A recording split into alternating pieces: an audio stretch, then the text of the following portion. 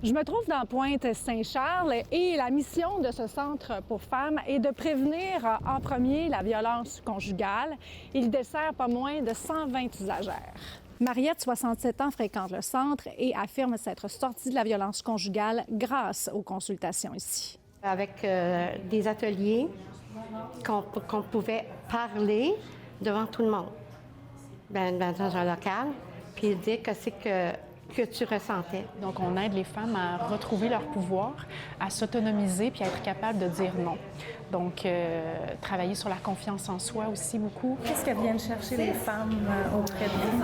Bien, en fait, le fait de sortir chez elles, c'est de sortir de la solitude, de se retrouver en groupe, de faire du partage entre elles. Sauf que l'organisme vient d'apprendre une très mauvaise nouvelle. Son budget sera amputé l'an prochain. Un petit peu moins du quart de notre budget annuel qui vient de Centraide, effectivement.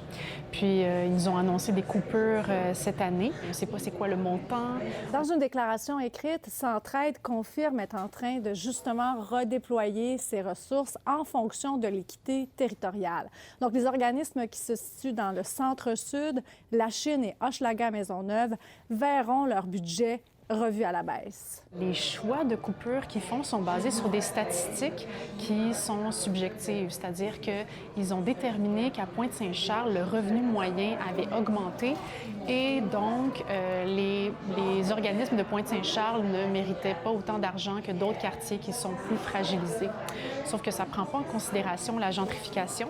Donc, il y a beaucoup de gens avec des gros salaires qui sont venus dans le quartier et vu que les loyers augmentent, les gens qui sont issus de la pauvreté ou qui sont à statut précaire s'en vont vers d'autres quartiers, mais continuent d'utiliser nos ressources. Centraide subventionne 375 organismes sur l'île de Montréal et compte donc ainsi réallouer 1,5 million de dollars au total. C'est un petit peu comme déshabiller Paul pour habiller Pierre, ce qui se passe en ce moment, surtout considérant que durant les 5 dernières années, ils ont collecté 24 millions de plus. Centraide assure cependant que les coupes n'excéderont pas 30 % par organisme sur 3 ans. Cette intervenante craint de perdre son emploi. Ça serait dommage que ça se termine comme ça, mais oui, ça me fait peur. Et puis, j'entends aussi mes collègues dans les autres centres de femmes, dans les autres organismes, qui ont peur, elles aussi, parce que c'est quand même un domaine qui est de plus en plus précaire. D'autres organismes nous ont aussi parlé sous le couvert de l'anonymat, nous a-t-on dit, par peur de représailles.